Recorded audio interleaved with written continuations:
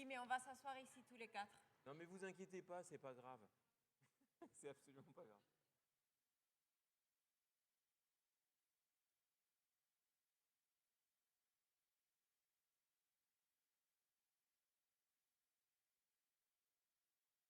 Ça va, Geoffroy?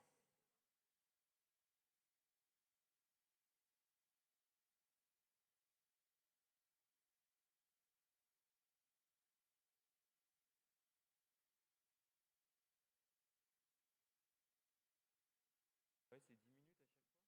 Non, mais Lobna, elle a combien de temps?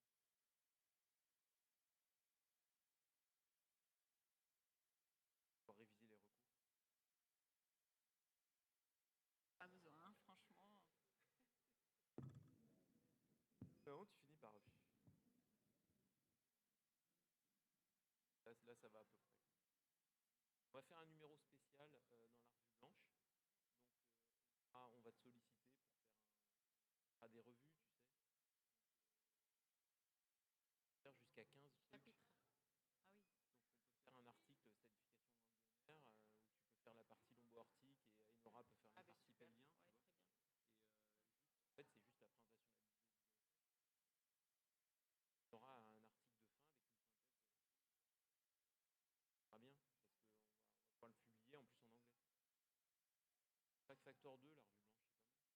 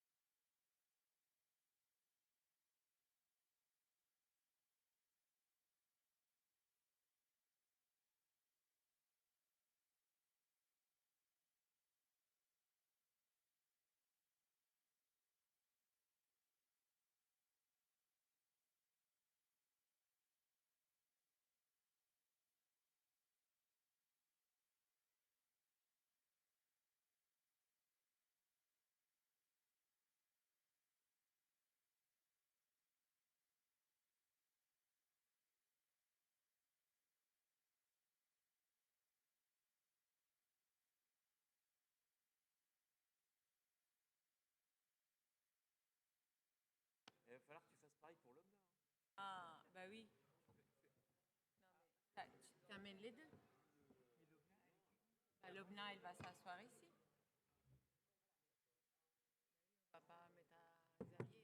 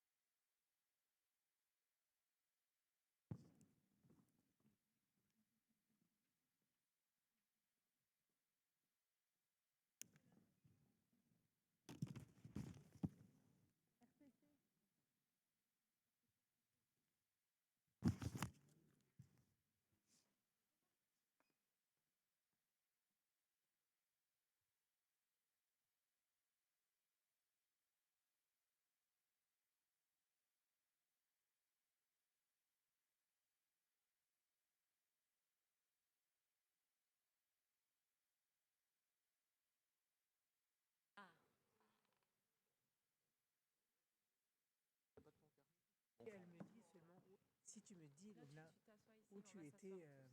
Tu me dis où tu étais.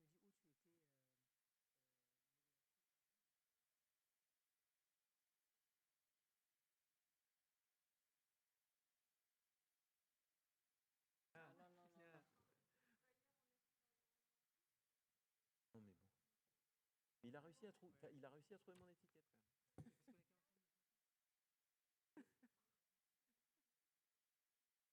Ah, bah, en fait, elles étaient au même endroit. On va pouvoir commencer les amis. Tu veux introduire? C'est allumé? C'est allumé? Si. Bonjour à tout le monde et bienvenue à cette session autour des cancers du col. Nous allons parler des nouvelles recommandations des pratiques cliniques, du dépistage chez les patientes de plus de 65 ans et de la vaccination et quel est le gain de la vaccination chez les garçons. Donc, nous allons commencer par la présentation du professeur Lobna Ouldamer qui va nous présenter les RPC en particulier, quelles sont les nouveautés pour les chirurgiens.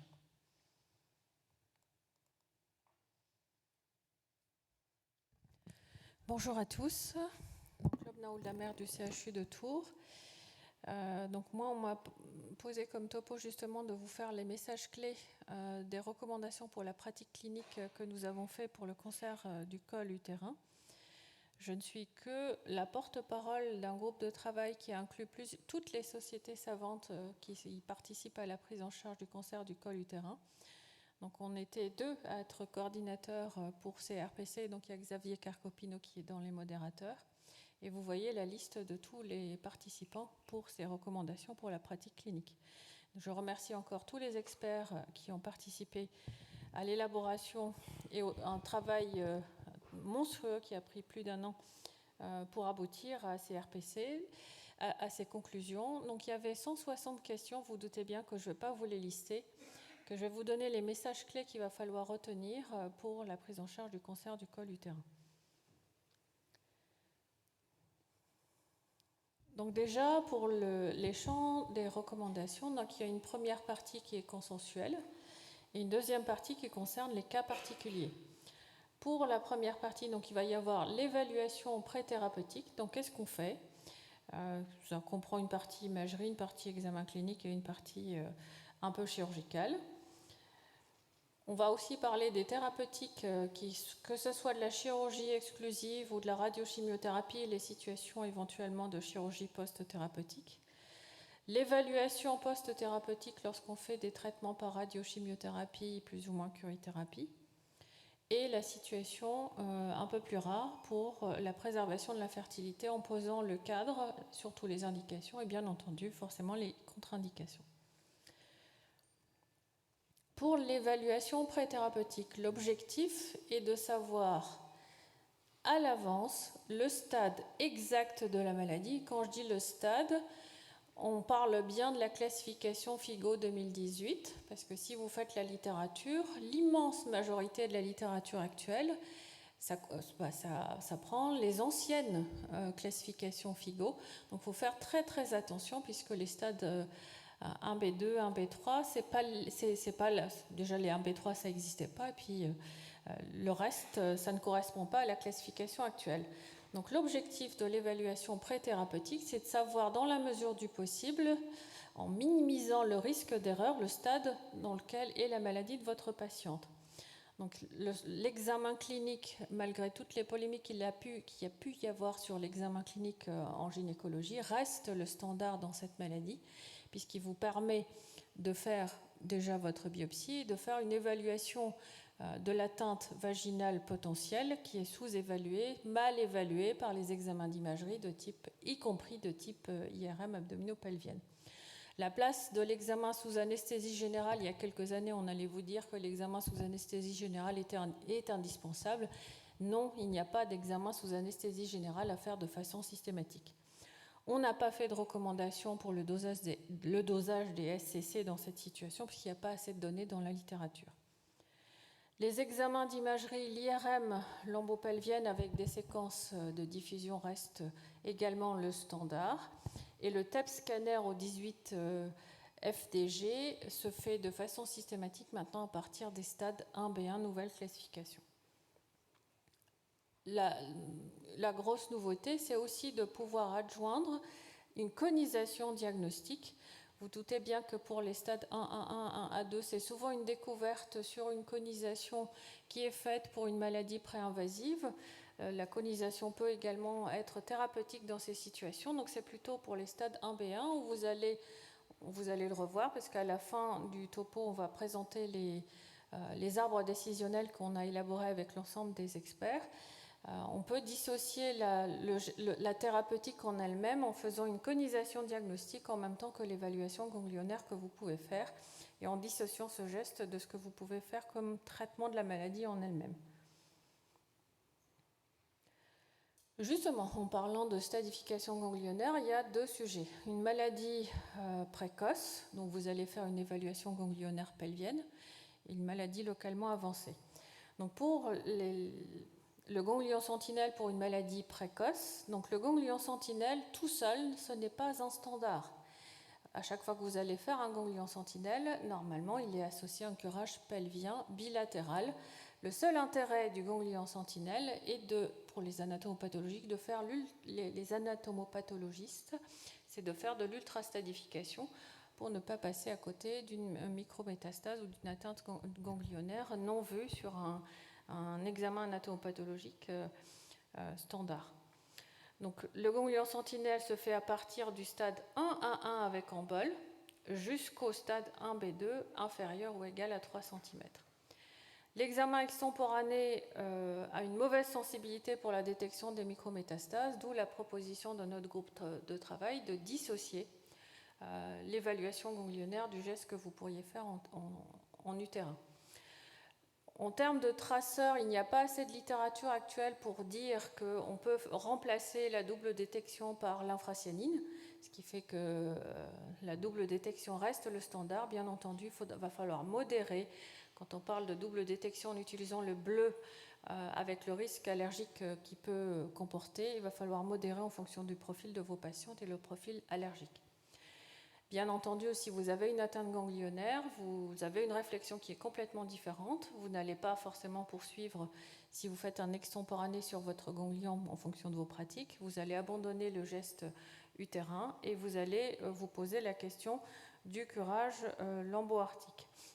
Donc la stadification ganglionnaire lambo-arctique, elle ne se fait pas pour les stades 1B3 à 2B.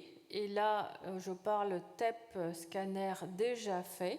On ne fait pas de curage pelvien de stadification et on ne fait plus de curage lambo-arctique de stadification puisqu'il n'y a pas de plus-value en termes de changement de thérapeutique ni en survie sans récidive ou en survie globale.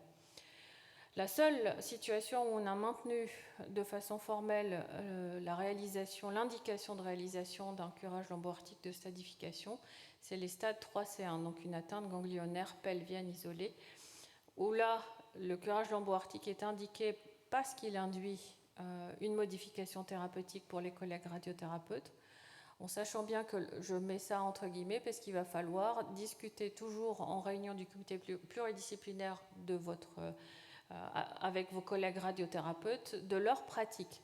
Il va y avoir des collègues radiothérapeutes qui, quoi que vous fassiez, en fonction des données du TEP scanner, vont vous dire si j'ai 3 ganglions, de toute façon, moi je fais une barre lambo-arctique. Donc si c'est la situation dans votre centre, il n'y a pas lieu de faire un curage lambo-arctique. Il n'y a que si ça entraîne une modification du champ d'irradiation pour vos collègues radiothérapeutes que l'indication du curage lambo-arctique est maintenue dans cette situation. On n'enlève pas les ganglions suspects pelviens et on ne fait pas de curage pelvien associé. Pour les stades 3C2, donc une atteinte ganglionnaire lambo-arctique, on ne fait pas de curage pelvien et on ne va pas chercher le ganglion lambo-arctique suspect. Concernant les modalités de réalisation du curage lambo-arctique lui-même, la voie rétropéritonéale est préconisée par voie célioscopique, bien entendu, Et là, ça reste supérieur à la voie mini-invasive transpéritonéale. Donc si vous n'y arrivez pas par voie rétropéritonéale, on peut toujours le faire par voie mini-invasive transpéritonéale, mais on ne convertira pas pour la réalisation de ce curage par voie laparotomique. La laparotomie pour la réalisation de la stadification ganglionnaire n'est pas recommandée. Et le repère anatomique pour la réalisation du curage lomboartique, c'est l'artère mésentérique inférieure. Il n'y a pas lieu, en situation de cancer du col utérin, à remonter jusqu'au niveau de la veine rénale gauche. Lorsqu'on est en situation de se poser la question de la chirurgie exclusive, malgré toutes les polémiques qu'il y a pu y avoir avec l'essai LAC qui a modifié un peu les pratiques, depuis la publication de l'essai LAC et surtout depuis la publication de la mise à jour et la parution de plusieurs méta-analyses et plusieurs revues, on est à plus de 5 revues actuellement, la voie d'abord laparotomique et la voie d'abord standard pour la prise en charge chirurgicale des cancers du col de l'utérus. La seule situation où vous pouvez maintenir une chirurgie mini-invasive, c'est pour la stadification ganglionnaire. Donc, lorsque vous faites votre conisation avec un ganglion sentinelle et un curage pelvien, la voie mini-invasive est bien entendu acceptée. La conservation ovarienne se fait jusqu'à 4 cm pour les types histologiques classiques, épidermoïde, adénocarcinome HPV induit. On ne conserve pas les trompes dans cette situation. On parle bien de la conservation ovarienne et pas d'une conservation annexielle pure. Et bien entendu, même quand on parle de chirurgie, si vous avez d'ores et déjà des arguments soit radiologiques ou des arguments histologiques sur votre pièce de conisation pour dire que votre patiente va avoir un traitement adjuvant à type de radiothérapie, plus ou moins chimiothérapie, curithérapie, ces patientes-là, il faut les basculer à vos collègues radiothérapeutes pour une prise en charge stricto sensu, radio, chimiothérapie, curithérapie. Il n'y a pas lieu d'associer les morbidités des deux modalités de prise en charge. Quand on parle radio-chimiothérapie, on a laissé la place dans ces recommandations à une spécificité de prise en charge franco-française qui est la curithérapie néoadjuvante, même si nos collègues radiothérapeutes n'aiment pas ce terme-là. C'est quand même c'est compréhensible de la part de tout le monde d'utiliser ce terme. Nos collègues radiothérapeutes préfèrent le terme de curithérapie préopératoire. C'est une option de prise en charge pour les stades 1B1 jusqu'à 1B2. Et lorsqu'on le fait pour les stades 1B1, une hystérectomie simple, donc non élargie, est acceptable après curithérapie néoadjuvante. On n'a pas pu émettre de délai de recommandation concernant le délai de réalisation de cette chirurgie, mais la littérature nous permet de dire qu'il faut réaliser cette chirurgie moins de 10 semaines après la fin de la curithérapie. En ce qui concerne la curithérapie post-radiochimiothérapie, celle-ci ne peut et ne doit pas être remplacée par un boost de radiothérapie, en raison de ce que ça implique pour les patientes. Il y a de moins bons résultats en termes de contrôle de la maladie et en termes de survie sans récidive et survie globale si cette modalité est échangée par un boost. L'évaluation post-radiochimiothérapie, curithérapie peut se faire par IRM et ou TEP scanner avec un délai d'efficacité maximum pour les thérapeutiques évalué à 3 mois. Au-delà, vous allez parler d'un reliquat et d'un résidu de la maladie. La chirurgie post-radio-chimio-curithérapie ne doit pas être systématique, d'où l'ancien terme de chirurgie de clôture doit être banni. La chirurgie de clôture systématique, c'est-à-dire opérer systématiquement une patiente après ses thérapeutiques, ça ne doit pas être fait, surtout lorsque la maladie, vous avez une réponse complète aux examens d'imagerie. On ne peut pas donner de recommandations en situation d'adénocarcinome. Donc là, on n'a pas pu donner de recommandations pour la chirurgie de clôture dans cette situation. Reste une place pour la chirurgie en cas de résidu, de reliquat de la maladie au-delà de 3 mois. Il y a des limitations également. Si on réalise cette chirurgie parce qu'il y a un reliquat, il n'y a pas lieu de s'élargir de façon systématique. Une hystérectomie simple est acceptable, bien entendu, à modérer en fonction de la localisation du reliquat. Si vous avez besoin de vous élargir pour avoir des marges saines, ça c'est des discussions que vous avez dans votre RCP. Il n'y a pas lieu, ceci dit, d'élargir de façon systématique. Là, on va vous présenter les arbres décisionnels qui, en fait, permettent de mettre toutes nos recommandations dans des arbres spécifiques. Et donc là, on a mis un arbre pour les stades précoces 1A1, 1A2. Donc lorsque vous êtes dans cette situation, et en règle générale, c'est parce que vous avez fait une conisation pour une maladie préinvasive, et vous vous retrouvez en situation de 1A1, 1A2. Donc en situation, bien entendu, de conisation marge saine, autrement vous ne pouvez pas être sûr que vous êtes dans cette situation. Lorsqu'il s'agit d'un stade 1A1 sans embol, il n'y a pas lieu de faire une chirurgie ganglionnaire et la conisation en marge saine peut être une option acceptable chez une patiente qui est en désir de fertilité et qui est en marge saine, et ça peut être la fin de son traitement. Si la patiente n'a pas de souhait de préservation de la fertilité ou de grossesse ultérieure, l'option c'est de réaliser une hystérectomie simple, bien entendu en conservant les ovaires sans conserver les trompes. Si vous êtes en situation de stade 1A1 avec embol ou un stade 1A2, toujours FIGO 2018, il y a une indication à la réalisation d'un prélèvement de ganglion sentinelle associé à un curage pelvien bilatéral. Si vous êtes sans atteinte ganglionnaire, ça peut être une fin de traitement pour une patiente en désir de fertilité, sinon on est comme dans l'autre situation, à savoir une hystérectomie simple avec conservation ovarienne sans conservation tubaire. Et si la patiente a une atteinte ganglionnaire, bien sûr, s'il y avait un projet de chirurgie utérine ultérieure, ce projet va sauter. Et on se pose, comme on a dit tout à l'heure, la question de la réalisation d'un curage lambo-aortique pour ajuster le traitement par radiothérapie, avec comme repère supérieur l'artère mésentérique inférieure, et votre patiente va être traitée par radiochimiothérapie avec curithérapie. Si vous êtes en situation de stade 1B1, l'indication royale et qu'on a posée dans ces RPC de réalisation d'une conisation pour vous assurer que vous êtes bien déjà dans stade 1B1 et pour pouvoir classer la maladie de votre patiente, avec un prélèvement du ganglion sentinelle et un curage pelvien bilatéral.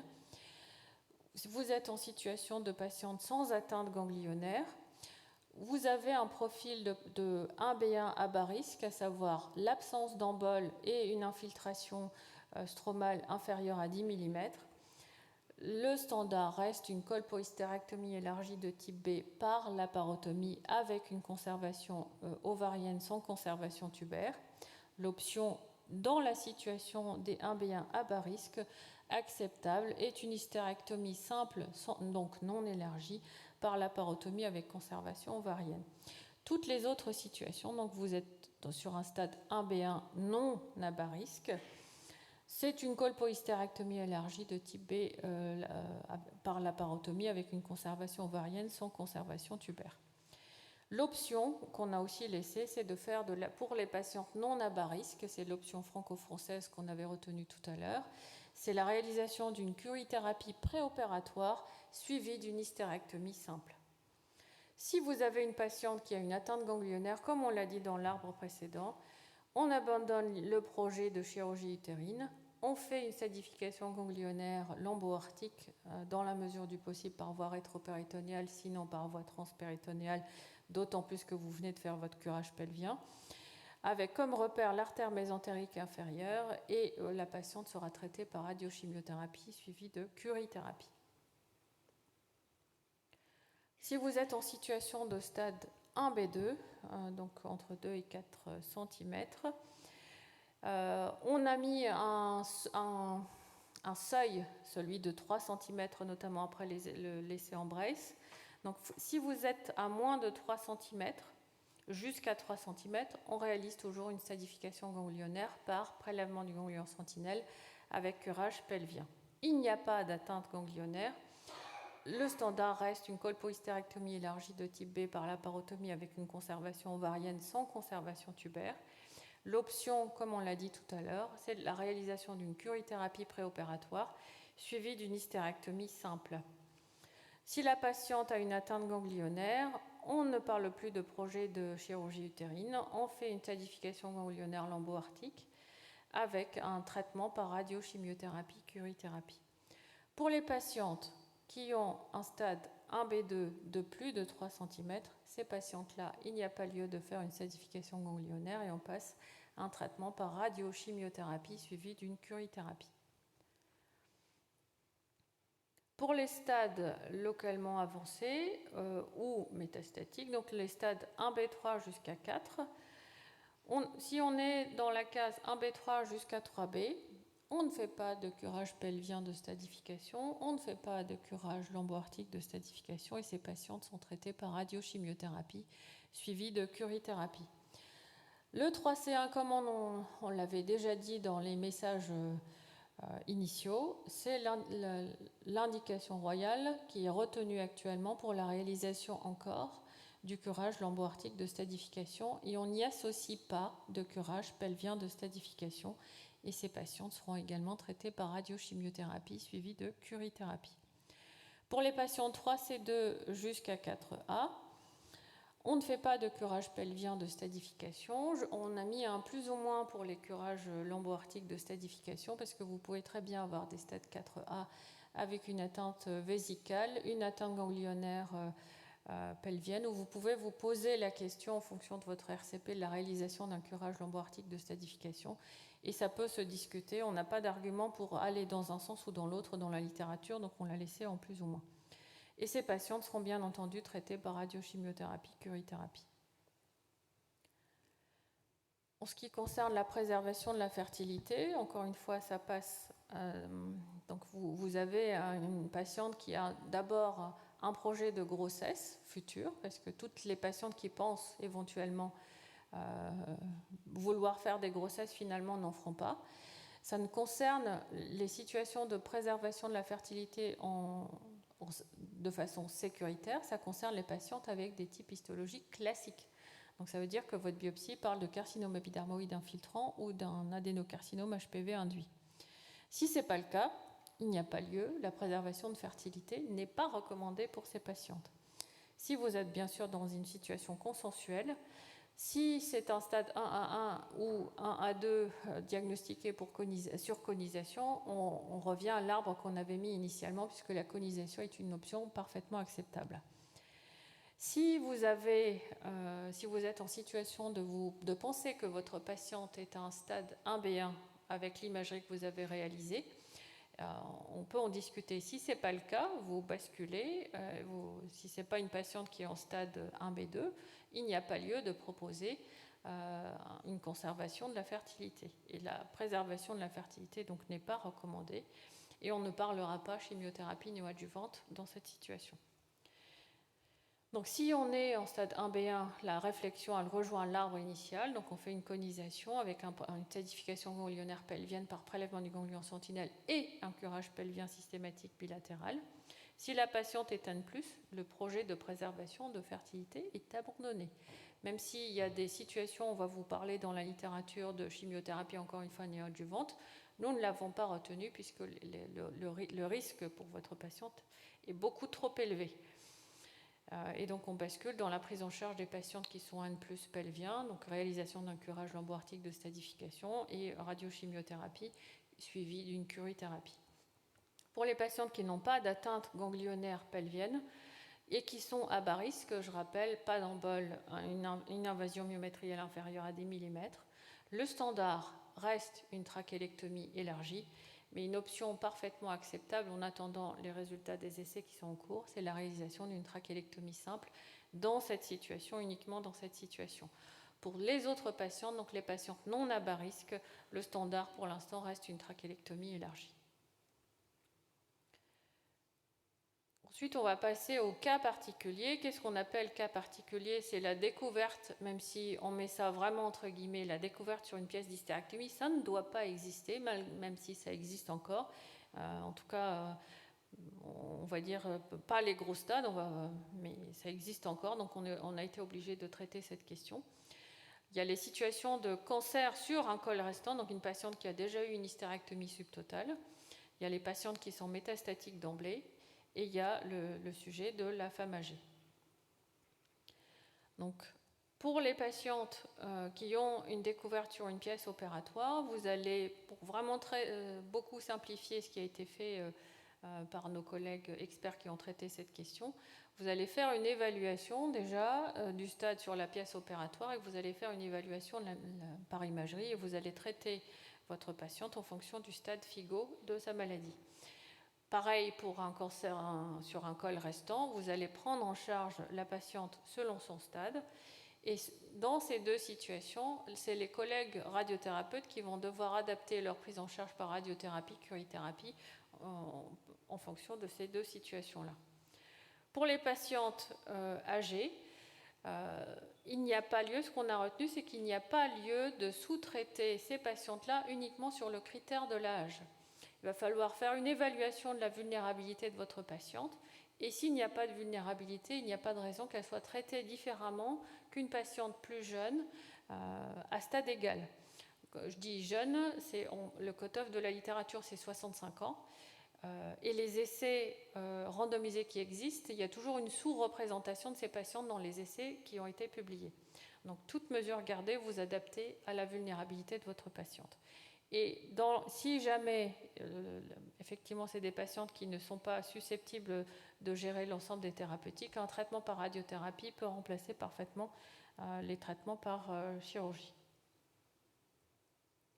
En ce qui concerne les patientes métastatiques d'emblée, le traitement, c'est une chimiothérapie à base de sel de platine. C'est associé à du bevacizumab et c'est un standard actuellement d'utiliser aussi l'immunothérapie à base de pembrolizumab si le score CPS est supérieur à 1. Et je vous remercie pour votre attention et puis je suis disponible pour répondre à vos questions. Merci beaucoup pour ce beau résumé. Oui, on peut faire les questions maintenant. Il y a des questions dans la salle.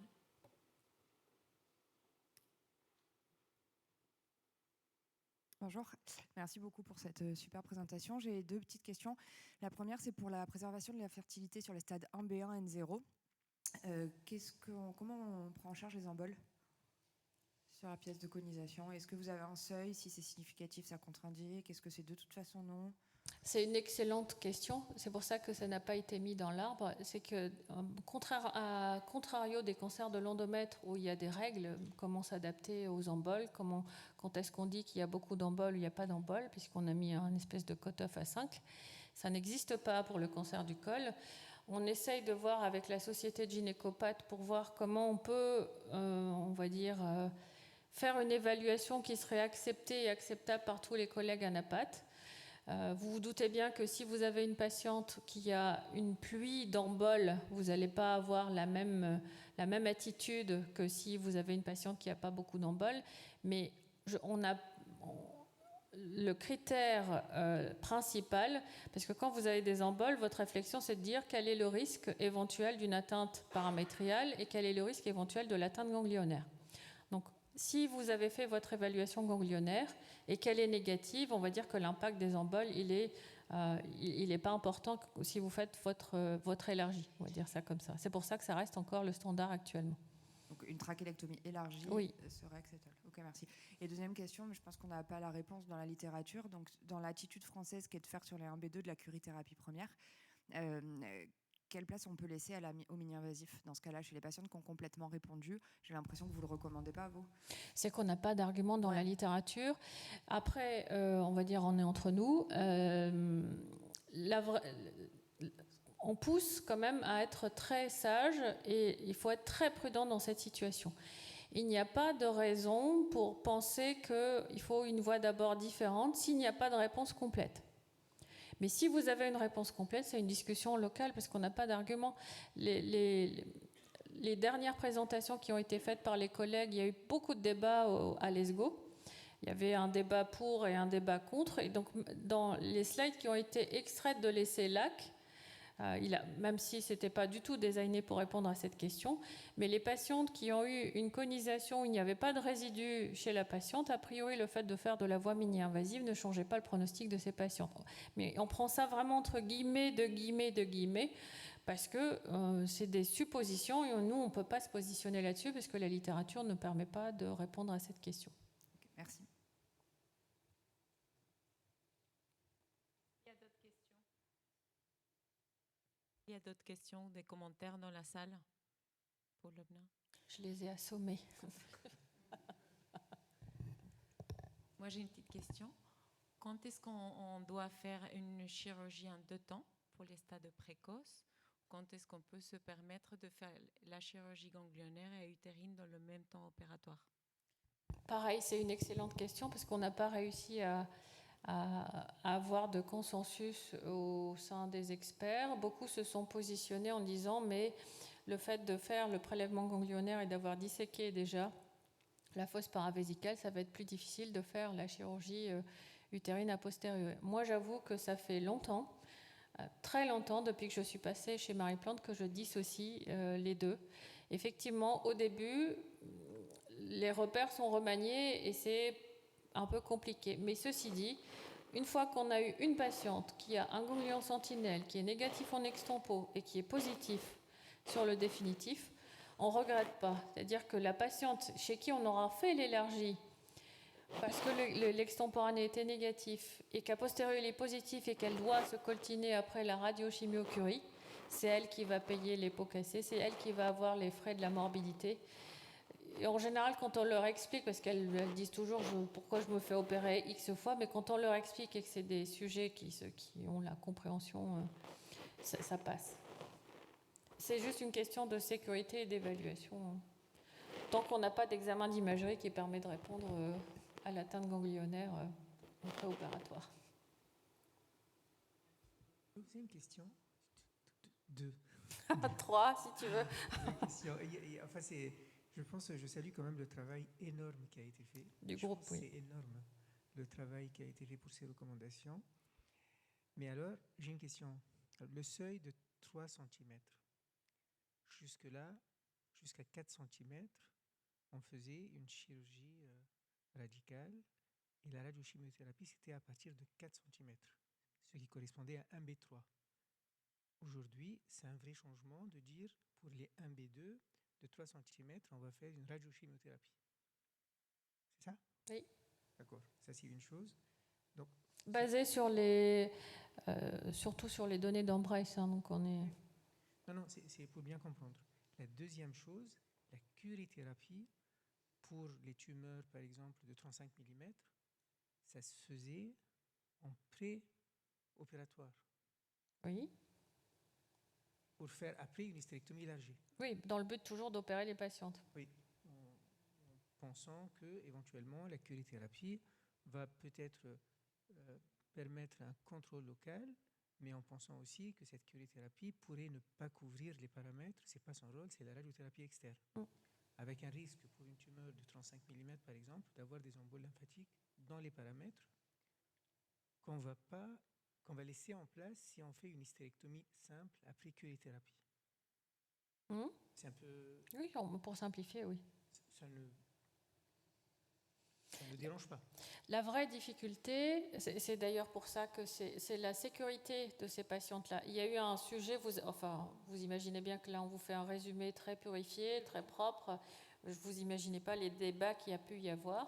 Parce qu'il y a eu un sujet, c'était est-ce qu'on fait la conisation sur les stades 1B2 par exemple.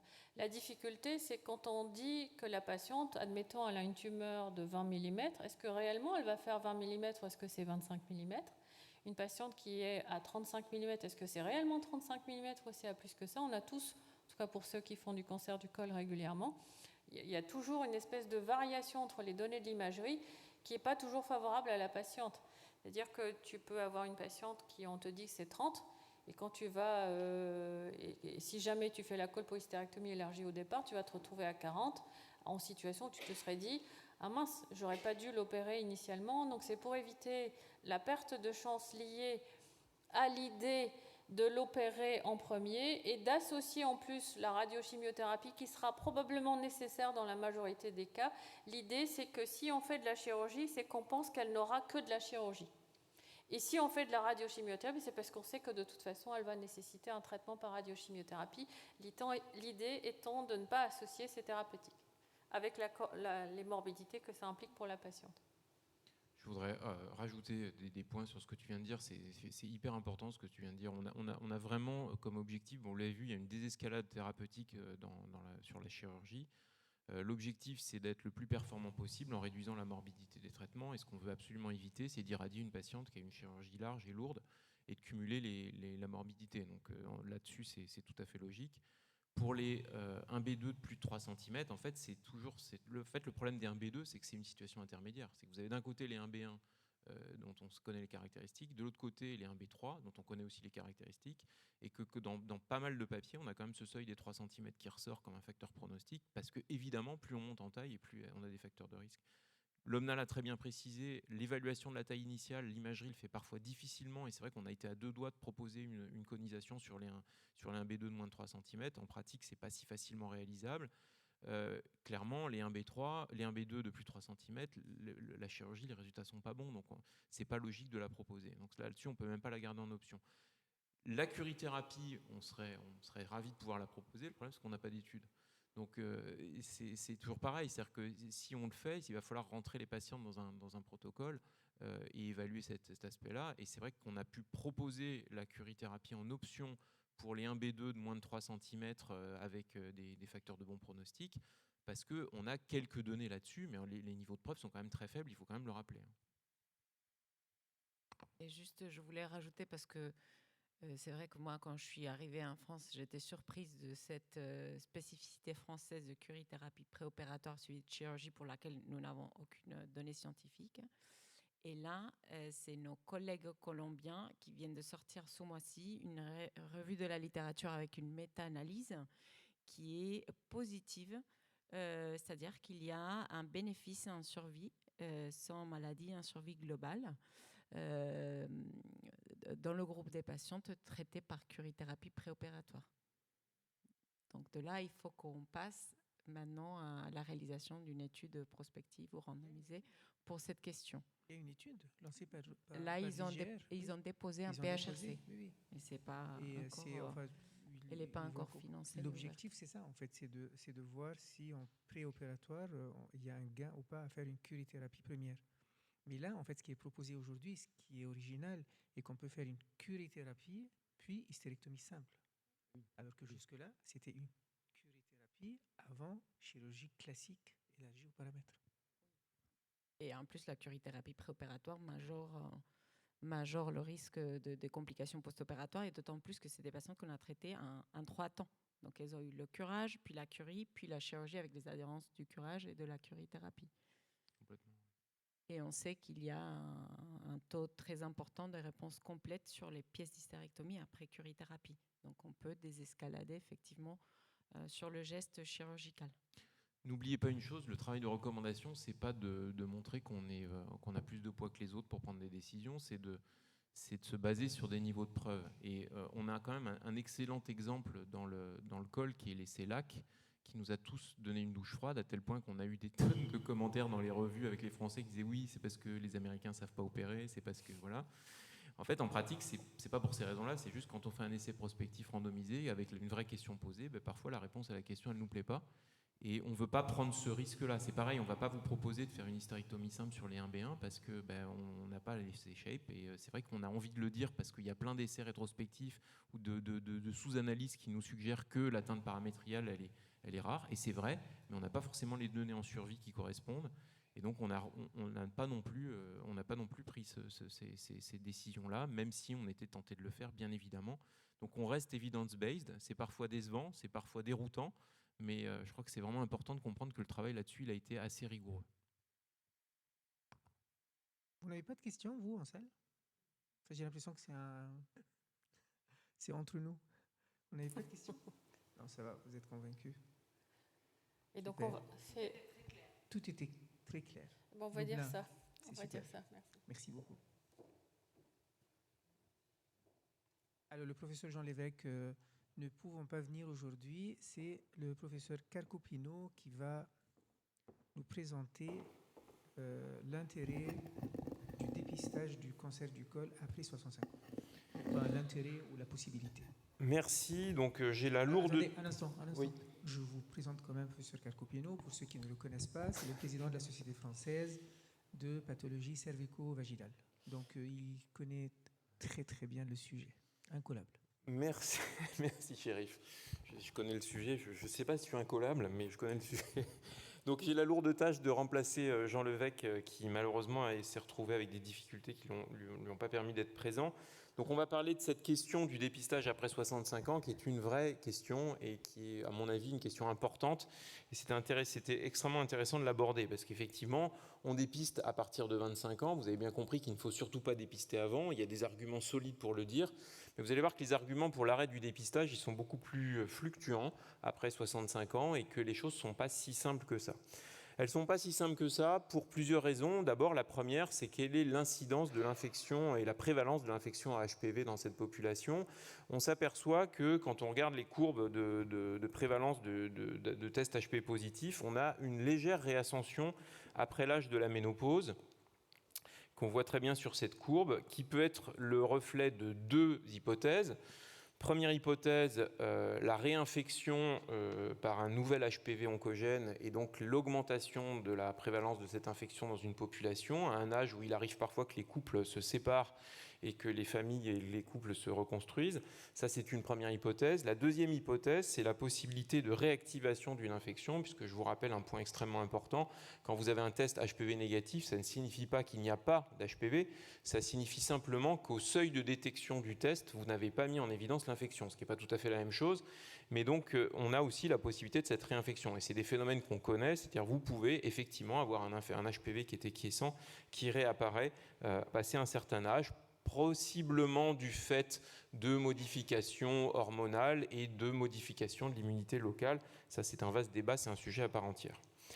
Concernant le pic de l'incidence du cancer du col dans cette population, eh bien, de façon assez logique, on retrouve, et de façon superposable, un pic à nouveau après la ménopause dans la survenue des cas de cancer du col. Vous savez que l'âge moyen du diagnostic du cancer du col, c'est autour de 40-50 ans. Et qu'on a à nouveau un rebond dans la population des femmes plus âgées. Alors, pour plusieurs raisons, ça peut être effectivement ce rebond d'HPV, puis c'est aussi possiblement un arrêt du dépistage, puisque si on arrête de dépister, eh bien, on va avoir des patientes qui n'auront pas de lésions précancéreuses diagnostiquées et donc qui auront possiblement la possibilité de développer un cancer invasif. Quand vous réfléchissez sur les courbes d'incidence du cancer du col, je vous rappelle qu'il faut des années pour développer un cancer du col. Et donc, une lésion d'eau grade que vous n'avez pas dépistée à un temps T, ce n'est pas un cancer l'année d'après. Je vous rappelle que le risque de cancer après une lésion d'eau grade à 5 ans, on peut l'estimer à 30%. Donc, il y a un vrai décalage et que la maladie cancéreuse cervicale, c'est une maladie avec une évolution lente et longue. Concernant la mortalité, vous voyez que la mortalité associée au cancer du col, elle augmente avec l'âge pour des raisons qui sont évidentes. Plus on est vieux, plus on est fragile et plus le traitement sera difficile. Mais on a également la possibilité peut-être d'avoir des formes de cancer qui restent aussi agressives. Vous savez, l'espèce de vieil adage qui nous dit les femmes âgées font des cancers moins graves, mais ce n'est pas vrai du tout. En fait, elles font les mêmes cancers que les autres. Elles ont parfois bien du mal à se battre contre ces cancers, à s'en défendre, et on n'est pas toujours aussi performant pour les traiter. Alors, quand on regarde cette étude, qui est une étude danoise, qui reprenait en fait les cas de cancer du col diagnostiqués après 60 ans, on s'aperçoit que dans la population danoise, on avait 30% des cancers du col qui étaient diagnostiqués après 60 ans, donc c'est un vrai problème de santé publique. Et ces cancers, ils étaient plus souvent des cancers de stade avancé, donc 63%. C'était le plus souvent des cancers de type histologique classique, savoir surtout des carcinomes épidermoïdes. Et puis, c'était des patientes qui avaient parfois, mais pas toujours, un passé cervical, c'est-à-dire des antécédents de lésions intra-épithéliales de haut grade. Ce qu'on a par contre dans cette population, c'est que c'était pour la plupart des patientes qui avaient échappé au dépistage et qui n'avaient pas réalisé de test de dépistage depuis un moment. Explication aussi pourquoi on avait plus de stades avancés, c'est-à-dire des femmes qui, vieillissant, se sentant protégées, abandonnaient le dépistage à un âge où elles auraient dû le faire. C'est un aparté, mais c'est important. Ça fait aussi partie des populations qu'on a du mal à dépister. C'est des patientes, et ça c'est je dévie un peu du sujet, c'est des femmes qui, n'ayant plus de vie sexuelle parce que s'étant séparées ou ayant perdu leur compagnon, vont arrêter de se faire dépister parce que pensant qu'elles sont protégées par l'absence de vie sexuelle. Ça ne marche pas du tout comme ça. Je vous rappelle que l'infection HPV, une fois qu'elle est survenue, une fois qu'il y a une sexualité, il faut qu'il y ait un dépistage tout du long. Alors, l'autre point important, c'est le pronostic de ces cancers, qui est, à partir de cette étude de la SEER Database que vous connaissez, cette database américaine qui est en libre accès, qui vous permet de voir que, eh bien, on a effectivement un peu tous les stades de cancer qu'on retrouve dans ces populations, bien sûr, mais surtout que plus les femmes vieillissent et plus le pronostic est sombre, et que les femmes de plus de 80 ans ont un pronostic qui est moins bon. Justement, dans les situations particulières que vous a présentées que l'OMNA, je vous rappelle qu'on incite à un traitement le plus standard possible, quel que soit l'âge, dans la mesure où la patiente sera en état de le supporter. Mais ces données suggèrent aussi la possibilité que ces femmes soient souvent sous-traitées parce qu'étant plus âgées, malheureusement. Donc, on a finalement dans cette population, on voit qu'elles continuent à faire des cancers du col de l'utérus. On voit qu'elles font souvent des formes avancées, donc on est souvent au stade au moins 2B, qu'elles sont souvent sous-traitées ou pas assez traitées, et elles ont finalement un moins bon pronostic, tout stade confondu, comme vous l'a présenté l'étude précédente. Donc finalement, après, à côté de ça, je vous rappelle qu'aujourd'hui, une femme en France, aujourd'hui, qui a 65 ans et qui est en bon état et en bonne santé, elle a une espérance de vie de 24 ans. Donc est-ce qu'on peut pour autant dire qu'on va s'arrêter? En 2035, on estime que c'est 28% des Français qui auront plus de 65 ans, donc pour la population féminine. Donc finalement, est-ce que s'arrêter de dépister à 65 ans est une réponse raisonnable et adaptée dans cette population? Alors, quand on regarde, un élément qui est important, c'est qu'est-ce qui s'est passé avant? Quelle a été l'histoire cervicale de ces patientes? Est-ce que ça peut influencer en termes d'antécédents de tests de dépistage anormal et en termes d'antécédents de traitement ou en termes de participation active à un programme de dépistage? Quand vous regardez le passé cytologique de ces patientes, eh bien vous voyez qu'il y a clairement une incidence sur le risque ultérieur. C'est-à-dire que les femmes qui sont de la courbe en bas, ici, je ne sais pas si on va voir là, donc les femmes qui sont dépistées de façon régulière jusqu'à 60 ans, vous voyez que leur risque finalement de cancer, il reste relativement bas, puisqu'elles sont protégées par un dépistage antérieur. Quand on voit qu'il y a eu des antécédents de cytologie de bas grade et de cytologie de haut grade, c'est là que la courbe décolle, et on a donc un antécédent de pathologie anormale peut influencer et influence de façon significative le risque de cancer ultérieur, bien évidemment. Ce qui sous-entend un problème non négligeable, qui est qu'elle continue à faire des cancers. Le fait d'avoir une cytologie anormale augmente le risque de développer un cancer invasif, mais le problème, c'est est-ce qu'on a les outils colposcopiques qui nous permettent de faire les diagnostics appropriés, parce que je vous rappelle que la ménopause est associée à une atrophie des tissus et que la colposcopie devient rapidement difficile et qu'à passer un certain âge, elle devient même complètement impossible. On va y revenir. Donc quand on prend les femmes qui ont été bien dépistées entre 50 et 65 ans, ça c'est une étude d'Alexandra Castanon qui travaille à Londres, qui montre très bien qu'en fait les femmes sont protégées quelques années après un test de dépistage négatif, mais que finalement plus le temps passe, plus ce risque, plus cette protection va disparaître, et que c'est pas parce qu'on avait un test négatif il y a 5 ans auparavant que le risque disparaît complètement. Et donc on a toujours cette tendance à vouloir continuer à surveiller ces patientes. Quand on regarde l'impact de l'arrêt de l'âge du dépistage, là aussi une autre étude d'Alexandra Castanon, qui vous montre que quand on fait un dépistage jusqu'à 55 ans et qu'on s'arrête donc plus tôt que les 65 ans qui sont la colonne de gauche, qui va être la colonne de référence pour les calculs, eh bien vous voyez que si on s'arrête à 55 ans, on va rajouter pour 100 000 patientes 241 cas de cancer du col en plus. Par contre, si on élargit le dépistage jusqu'à 75 ans, eh bien, on va éviter quasiment 150 cancers pour 100 000 femmes. Alors, ce chiffre, c'est des extrapolations, c'est basé sur des calculs. Les calculs, c'est très bien, mais ça part du principe que les outils sont les mêmes, quel que soit l'âge, ce qui n'est pas le cas. Vous savez que si le test HPV reste performant, quel que soit l'âge, puisque le test HPV, c'est juste la recherche de l'ADN du virus, eh bien, la cytologie perd en performance après la ménopause parce que l'atrophie fait que la richesse cellulaire et l'atrophie cellulaire modifient la lecture de la cytologie. Ça, c'est quelque chose qui est extrêmement important à retenir. Et puis, de la même manière, la colposcopie devient parfois tout simplement impossible à réaliser. Et est-ce qu'il est légitime de faire un dépistage passé un certain âge quand on sait que derrière, le test diagnostique ne va pas être réalisable? C'est une vraie question là aussi. Alors, clairement, on a parlé des tests de dépistage, le test HPV fait mieux que la cytologie, et ça on le sait. Alors le problème avec le test HPV, c'est toujours le même. Ce qui est bien, c'est d'avoir un test HPV négatif. Quand le test HPV est négatif, on sait qu'il n'y a pas de lésion.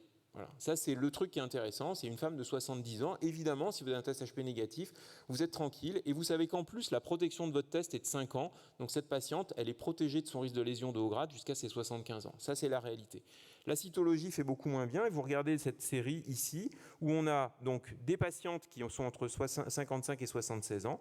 6% d'entre elles étaient HP positives, avec une prévalence de CIN2 de 22%. Celles qui étaient cytopositives avaient une prévalence de CIN2 de 67%, mais celles qui avaient une cyto normale en triage avaient quand même des lésions de haut grade dans 14% des cas. Donc, en synthèse, chez les femmes de 65 ans et plus, on va voir finalement quelle question on va se poser. D'abord, je pense qu'il est logique de dire si une femme n'a pas eu de suivi régulier et qu'elle a échappé à son suivi, il ne me paraît pas fou de lui faire un test de dépistage.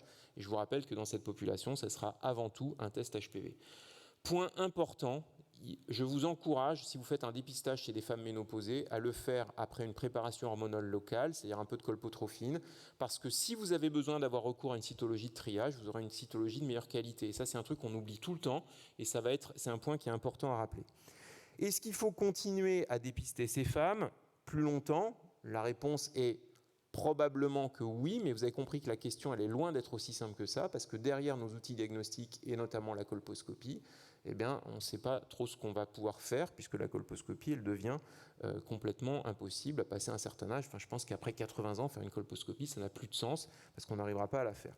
Donc la réponse est, il y a peut-être une place, et c'est vrai qu'aujourd'hui, dire 65 ans, une femme de 65 ans, ça peut être une femme qui est en très mauvais état général, comme une femme qui fait 200 km à vélo tous les week-ends, donc il y a une adaptation aussi au cas par cas. Mais c'est vrai que pour l'instant, les recommandations, c'est de dire on arrête de dépister jusqu'à 65 ans, c'est de dire on continue à surveiller les femmes qui ont été traitées parce que celles-là, elles sont quand même à risque. Le problème, c'est comment on continue à les surveiller. La difficulté est là. Et c'est vrai que dans certains cas, pousser jusqu'à 70 ans ne me choque pas. Je pense qu'après, ça commence à être compliqué. En tout cas, après 75 ans, c'est absolument déraisonnable. La dernière chose, c'est la réalité de l'impact du dépistage. Ça, c'est l'impact du dépistage sur les courbes d'incidence du cancer du col en fonction des tranches d'âge au Royaume-Uni après l'introduction du dépistage organisé en 1987. Vous voyez que le dépistage n'a aucune incidence, n'a aucun impact significatif sur la réduction d'incidence chez les plus jeunes de 25 à 34 ans et qu'on commence à avoir une réduction de l'incidence chez les femmes de plus de 40 ans. Donc ça, c'est la réalité. Le dépistage, il commence vraiment à être efficace. C'est même pas à 25 ans. Il commence vraiment à être efficace après 30 ans, parce que je vous rappelle qu'il y a toujours un décalage entre l'âge du dépistage et la survenue des cancers. Et vous voyez qu'on a un effondrement de l'intérêt du dépistage dans la population des plus âgés. Et ça, c'est probablement le reflet d'une chose très simple, c'est qu'il ne suffit pas de vouloir, encore faut-il pouvoir. Je vous rappelle que le rationnel du dépistage, c'est de disposer d'un outil qui reste efficace, quel que soit l'âge de la patiente. Et malheureusement, on n'est pas sûr de l'avoir chez ces femmes les plus âgées. Voilà, je vous remercie de votre attention.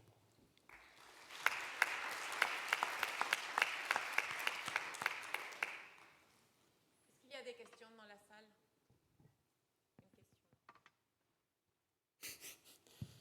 Je vous ai assommé. On continue ou vous voulez que... Il y a des questions? Ah, il y a des questions. Quand même.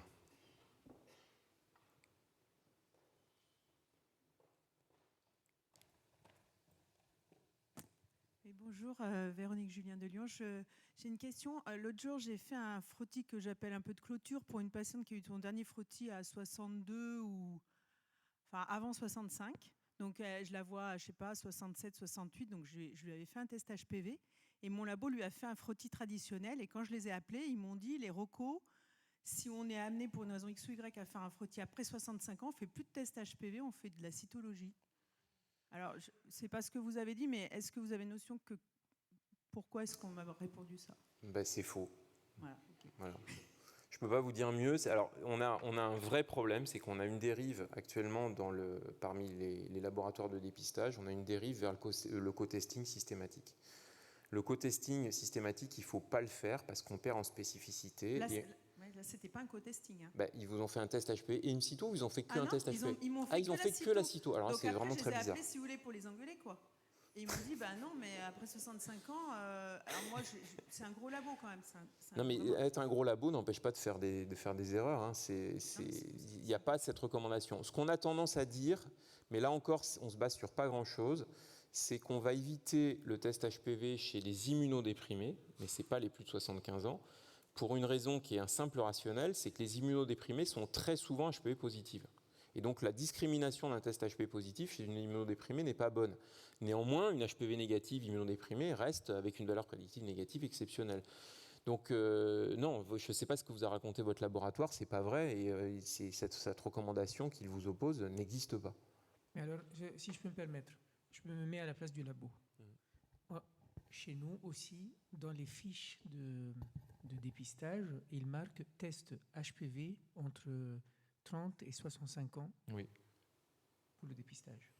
Enfin, entre 30 et 65 ans. Si on a plus de 65 ans, ils n'ont plus cette indication de test HPV. Donc pour eux, on n'est plus dans les clous et ils reviennent à ce qui se faisait avant, une cytologie. Oui, sauf qu'on n'a jamais écrit nulle part qu'il fallait faire de la cytologie après 75 ans. Ce qu'on écrit, c'est qu'il faut arrêter le dépistage après 65 ans. Donc en fait, c'est complètement une lecture un petit peu tordue des recours. Mais effectivement, c'est toute la difficulté de la façon dont on présente les recommandations. En tout cas, il n'y a pas de recommandation à faire de la cytologie après 65 ans. Ça, je suis formel. Hein. Au contraire, si on veut faire quelque chose, ça marche. Ce qui marche le mieux, ça reste le test HPV. Quoi. On rentre dans le cadre du dépistage individuel. C'est vraiment un point, là, c'est différent. Et là, à ce moment-là, ce qu'il faut que vous fassiez, c'est que si vous êtes hors des clous, c'est d'écrire clairement sur le bon ce que vous demandez. Mais c'est très bien ce que vous nous dites, parce que c'est ce qu'on doit demander, en fait. On ne doit pas leur demander un dépistage, on doit leur dire, chercher... vous êtes hors du dépistage organisé, oui, donc là, on est complètement sur une population avec un dépistage individuel personnalisé. Merci beaucoup Xavier pour ta présentation. Excusez-moi, juste pour les patients de VIH, du coup, on reste sur de la cytologie pour le dépistage? Alors, les patients de VIH, c'est les plus faciles. Les immunodéprimés, là où c'est compliqué, c'est tout ce qui est la population des greffés ou les traitements immunosuppresseurs pour les pathologies rhumatismales chroniques, toutes ces choses-là. Les VIH, en fait, on va se baser sur le taux de CD4. Si elles ont un taux de CD4 normal, elles sont comme la population générale. Donc, on les traite comme les autres, on les dépiste comme les autres. Quand elles sont en CDH bas, en CD4 bas, là, on a plutôt tendance à recommander la cytologie. En fait, en pratique, rien ne vous empêche de faire un test HPV, comme je vous l'ai dit, parce que s'il est négatif, ce sera valable. Mais une femme VIH positive, la probabilité qu'elle soit HPV positive, vous l'avez bien compris, elle est extrêmement importante. Donc, VIH, CD4 normaux, on fait comme la population générale. Ça, c'est ce qu'il faut retenir. Merci.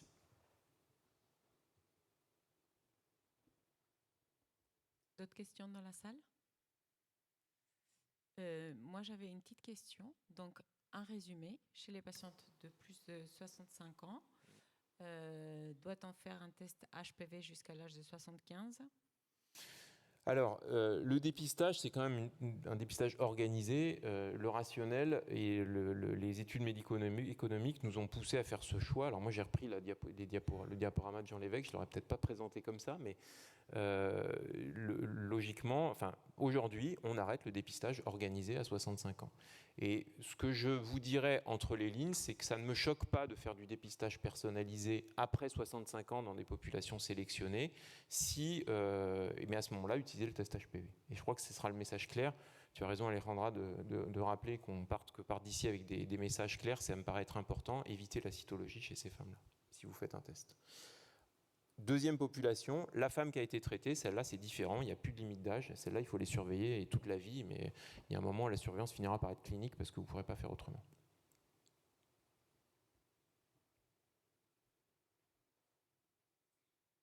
Merci beaucoup, c'était très intéressant. Et nous allons pouvoir passer à la présentation suivante. Avec un nouvel orateur, cette fois-ci c'est moi. Et à nouveau, le plaisir de t'écouter sur quel gain pour la vaccination des garçons. Alors, un autre sujet tout aussi difficile, la vaccination des garçons. Alors, si on repart sur les recommandations actuelles, je vous rappelle que la recommandation qu'on a aujourd'hui en France et qu'on n'applique pas, c'est de vacciner tout le monde à partir de 11 ans, entre 11 et 14 ans, 2 injections de vaccins anti-HPV. Toutes ces sessions qu'on fait, là, si on faisait ça depuis des années, on pourrait les oublier, puisque aujourd'hui, on se pose la question de l'éradication tout simplement de l'HPV et du cancer du col. Je vous rappelle, vous allez voir que là-dessus, on a vraiment le bonnet d'âne des mauvais élèves de l'Europe. Donc je vous rappelle les recommandations, c'est 11 ans, 14 ans, 2 injections pour tout le monde, garçons, filles. Possibilité de rattrapage jusqu'à la fin de la 19e année, et cette fois-ci, ce seront 3 injections, 0, 1 et 6 mois plus tard. Et la possibilité pour les hommes homosexuels de faire une vaccination jusqu'à l'âge de 26 ans sur un schéma 3 doses. Alors, en pratique, pourquoi je vous parle de cette vaccination HPV et de la possibilité de faire disparaître le cancer du col ? C'est qu'aujourd'hui, il est démontré en population réelle l'efficacité de prévention du cancer du col de la vaccination HPV. Donc quand on parle de savoir s'il faut faire un curage lombo-aortique chez quelques patientes, en fait, la réalité, c'est qu'il faut surtout vacciner des jeunes filles pour éviter d'avoir à se poser cette question parce que ça marche. Et ça marche de façon spectaculaire puisque vous avez cette première étude suédoise qui a vacciné, je vous rappelle, le vaccin, il est arrivé sur le marché à la fin des années 2006, début 2007. Et donc, on a commencé à vacciner largement dans ces pays-là. Et vous voyez qu'on évite, dans une vaccination précoce, plus de 80% des cancers chez ces jeunes filles qui ont été vaccinées sur un schéma complet et que la vaccination reste efficace, mais qu'elle l'est moins quand on vaccine un peu plus tard. Donc, en fait, le message clé, c'est aussi il faut vacciner, mais aussi il faut vacciner précocement si vous voulez attendre une efficacité maximale du vaccin. Une autre étude en population, là aussi générale, ce n'est pas des suivis de cohortes de patientes vaccinées, c'est dans la population générale anglaise, où on a un taux de couverture comme en Suède qui est au-dessus de 80%.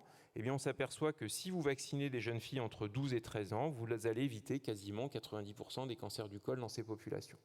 Donc ça, c'est l'efficacité publiée de la vaccination anti-HPV et les auteurs concluent que la vaccination HPV dans ces populations de femmes les plus jeunes, puisque ayant été vaccinées, eh bien, a permis d'éviter pratiquement 500 cancers.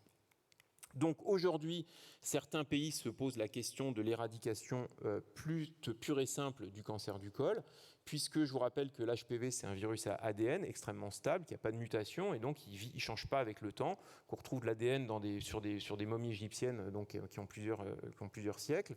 Et donc, on peut tout à fait envisager l'éradication de ce virus si on vaccine largement. C'est à tel point que certains pays qui ont des politiques vaccinales très efficaces, comme le Canada et notamment le Québec, se posent la question tout simplement de l'intérêt de maintenir une politique de dépistage quand la population sera massivement vaccinée, puisque tout simplement la circulation du virus va devenir beaucoup plus rare. Alors, je vous ai parlé de l'échec français. Alors là, tenez-vous bien, on est toujours très fiers de notre système de santé, sauf qu'en fait, sur les pays européens ou apparentés à l'Union européenne, vous voyez qu'on est 28e sur 31. Alors, c'est quand même assez édifiant de voir qu'on était dans cette série à 23% de couverture vaccinale, 23%. Hein. Derrière nous, il y a le Kazakhstan, l'Arménie et la Bulgarie. Alors, ce qui est intéressant, c'est de voir que le Portugal est à 90% de couverture vaccinale. Les Portugais ne vaccinent pas à l'école. Ils n'ont pas mis en place de politique nationale, ils ont juste dit qu'il faut vacciner vos enfants. Et donc, c'est-à-dire que les parents portugais sont venus vacciner leurs jeunes filles, ont demandé la vaccination et ça a été uniquement basé sur ça. Donc, je pense qu'il y a vraiment un problème de prise de conscience dans nos populations, mais aussi parmi les soignants, de la vaccination proprement parlée. Et c'est un vrai échec français, c'est-à-dire qu'on a raté cette vaccination HPV. Ça veut dire que dans quelques années, alors coup de chance pour nous, on va encore avoir du travail, hein, ça c'est sûr. Alors on parlait de l'Argentine et de la Colombie avec Alejandra hier en disant bah oui, ils ont plein de cancers du col parce que non seulement ils n'ont pas de dépistage, mais eux ils ont vacciné. Donc bientôt on aura finalement plus de cancers du col que tous ces pays-là. Donc c'est assez dramatique de voir que bah oui, on va continuer à faire des curages lombo-aortiques encore peut-être quelques années. La couverture vaccinale en France, il y a eu un petit rebond, ça c'est l'effet Covid. C'est-à-dire comme on est tous allés se faire vacciner contre le Covid, il y a eu un petit rebond sur les dernières années. Et c'est vrai que si on prend les populations les plus jeunes, on s'aperçoit qu'on est aujourd'hui quasiment à 45% qui a reçu une dose à 15 ans. Je vous rappelle que l'introduction de la vaccination chez le garçon, c'est 2019. Chez les garçons, on n'est qu'à 6%. Donc la question, est-ce que ça a un intérêt de vacciner les garçons ? Alors déjà, une première réponse. Quand on vaccine, vous avez une protection qui est croisée, c'est-à-dire une protection indirecte, pas croisée, excusez-moi. Protection indirecte, c'est-à-dire que si vous êtes vacciné contre l'HPV, vous avez donc la probabilité d'avoir un portage prolongé de l'HPV qui est beaucoup plus faible, et donc vous avez une probabilité de contaminer votre ou vos partenaires sexuels beaucoup plus faible. Donc dans une population de femmes faiblement vaccinées contre l'HPV, il y a un vrai bénéfice à vacciner les garçons pour limiter la circulation du vaccin. Alors l'HPV, ce n'est pas que le col, et c'est là que la question devient intéressante pour l'homme. C'est-à-dire que, bien évidemment, l'HPV, c'est le cancer du col, mais c'est aussi les condylomes acuminés, on va en parler un petit peu, et puis c'est aussi d'autres cancers qui restent des cancers rares, mais qui sont tout aussi dramatiques, le cancer de la marge anale et le cancer de l'oropharynx. Alors évidemment, vous avez aussi le cancer du vagin et de la vulve, qui sont quand même des cancers plus rares. Quant au cancer de la verge, ça devient anecdotique, vous allez voir que c'est qu'une centaine de cas par an, et ce sont souvent des sujets âgés et fragiles. Concernant les types d'HPV qui sont associés au cancer qu'on vient d'évaluer, vous apercevez que finalement, quand on prend les types d'HPV qui sont ciblés par la vaccination non avalante, vous voyez que quand on regarde les condylomes notamment, c'est 90% des condylomes qui sont associés à des types d'HPV qui sont couverts par la vaccination non avalante. Les lésions précancéreuses, on est de l'ordre de 90% pour les lésions intra-épithéliales de haut grade du col, de la vulve et de l'anus. Quand on regarde les cancers, vous apercevez qu'on arrive à peu près à 90% des cancers qui seraient couverts par cette vaccination, ce qui explique tout simplement les chiffres que je vous ai montrés pour la Suède et la Grande-Bretagne. Quand on regarde d'autres cancers, comme le cancer de la marge anale, où là la question se pose bien évidemment chez l'homme, on voit 90% des cancers associés à ces types d'HPV, le cancer de l'oropharynx également et de l'hypopharynx également. Donc finalement, le cancer du col, oui, mais il n'y a pas que ça. Alors d'abord, la base de la pyramide ici, c'est le vaste champ des verrues anogénitales. Alors oui, c'est pas grave d'avoir des condylomes acuminés. Par contre, une étude médico-économique de 2006 nous avait montré qu'on dépensait 4 fois plus pour les condylomes que pour le traitement du cancer du col. Tout simplement parce qu'il y en a beaucoup et que quand on a des condylomes, c'est des traitements qui sont pénibles, il y a des récidives, que souvent le partenaire va aller consulter, qu'on va aller voir un dermato, un gynécologue, et qu'on va faire des traitements qui vont être répétés, pénibles, et que ça coûte cher. Parce que ce qui coûte pas cher pris individuellement, quand vous multipliez par 100 000 cas par an, évidemment, ça commence à coûter de l'argent. Les lésions précancéreuses du cancer du col, 30 000. Le cancer du col, 3 000, ça c'est les chiffres que vous connaissez. Et si on regarde les autres lésions précancéreuses de la vulve, du vagin et de l'anus, on arrive autour de 3 000 cas par an. Quand on regarde au cancer ORL, on est à peu près à 1 500 cas par an, tous sexes confondus. Le cancer de l'anus, on est à peu près à 1 400 cas, 1 500 cas par an. Et les autres cancers, on est sur des choses qui sont anecdotiques. Donc oui, les hommes peuvent bénéficier d'une protection par la vaccination HPV à ces cancers HPV induits et peuvent également bénéficier de la protection des condylomes et peuvent également éviter de contaminer leurs partenaires s'ils ont été correctement vaccinés.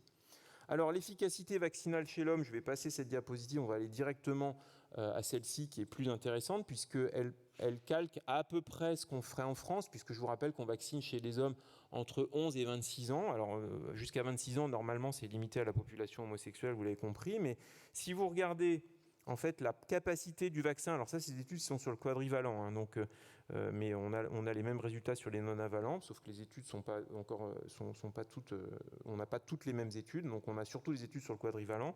Donc quand on poule les résultats, on a 86% de protection contre l'infection persistante à HPV. Je vous rappelle que c'est ça qui donne les cancers, ce n'est pas l'infection elle-même, c'est l'infection qui persiste. Donc une très grande efficacité à prévenir les infections persistantes. Je dis au passage, ne soyez pas surpris si vous avez un test HPV positif chez une jeune femme vaccinée, c'est tout à fait possible. Il va juste, le HPV, le vaccin va lui permettre d'éliminer plus facilement cette infection. Elle ne fera pas d'infection persistante qui est la cause des lésions. Pour les lésions anales, de haut grade, on évite 75% des lésions anales de haut grade, donc des lésions précancéreuses. Pareil, 100% des lésions péniennes, mais là, vaste débat, puisque vous avez compris que le cancer du pénis, c'est anecdotique. Quant aux lésions anogénitales verrues, on évite 90% de ces pathologies. Quand on regarde les politiques vaccinales en Europe, vous voyez qu'on est largement une grande majorité des pays à avoir recommandé une vaccination de façon non genrée, donc ni homme ni fille, c'est on vaccine tout le monde. Et finalement, on n'a que quelques pays de l'Est qui vaccinent uniquement les filles. Et la majorité des pays d'Europe sont passés dans leurs recommandations à une vaccination non genrée. Les modélisations économiques qui ont fait qu'on a mis du temps à vacciner les garçons montraient une chose, c'est qu'en fait, pour avoir un bénéfice en termes de protection indirecte et sur le cancer du col en vaccinant les garçons, en fait, il faut dépenser beaucoup plus pour gagner un tout petit peu. Et ça, c'est un point qui est d'autant plus discutable quand on est en population avec une large couverture vaccinale chez les jeunes femmes. Donc ça, c'était des études médico-économiques qui ont fait qu'on a un petit peu freiné pour la vaccination chez les garçons au départ. Mais finalement, il faut garder à l'esprit que ces études ne tenaient pas compte des autres pathologies HPV induites qu'on retrouve aussi chez l'homme et ne tenaient pas compte surtout des condylomes. Et ça, c'est un point extrêmement important. Ici, vous avez une modélisation économique qui a été faite aux Pays-Bas, qui est récente, qui vous montre que si vous vaccinez entre 12 et 26 ans les garçons, donc ce qu'on ferait en France, ce qu'on est censé faire en France, eh bien, évidemment, vous allez avoir besoin de beaucoup de doses, puisque vous allez avoir besoin d'1 260 000 doses. Vous allez éviter 720 cas de cancer HPV induit, et ça va être à un ratio coût-efficacité de l'ordre de 32 000 € pour un cas prévenu. Alors après, c'est des décisions médico-économiques, mais là, on ne parle que des cancers.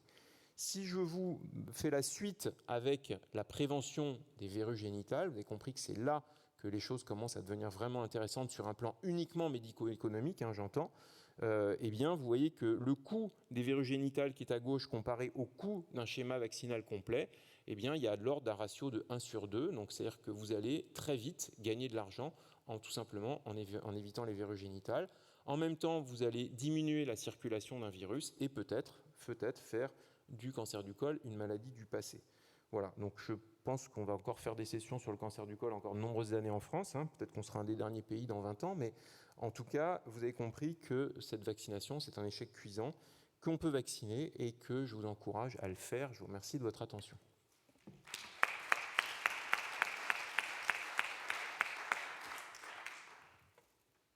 Merci beaucoup, Xavier, pour la présentation qui était très claire. Est-ce qu'il y a des questions dans la salle ?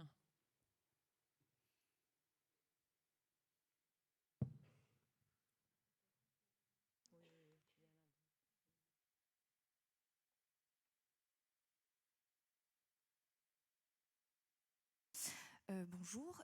En fait, ça va peut-être sortir un petit peu du sujet, mais il n'est pas rare qu'on voit des jeunes filles à 25 ans pour leur premier frottis qui nous disent « mon généraliste à l'époque n'a pas voulu me faire vacciner » et qui nous demandent si elles peuvent avoir un rattrapage.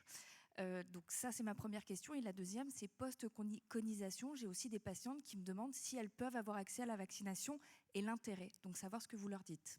Alors, il reste un bénéfice à vacciner jusqu'à 30 ans. C'est les premières études et les premiers essais de randomisés vaccins placebo, les inclusions, ça se faisait jusqu'à 30 ans.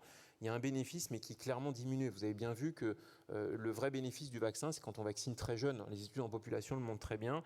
Donc, il y a un bénéfice à vacciner. Donc, ces patientes peuvent encore bénéficier de la vaccination. Moi, je pense qu'il faut le faire.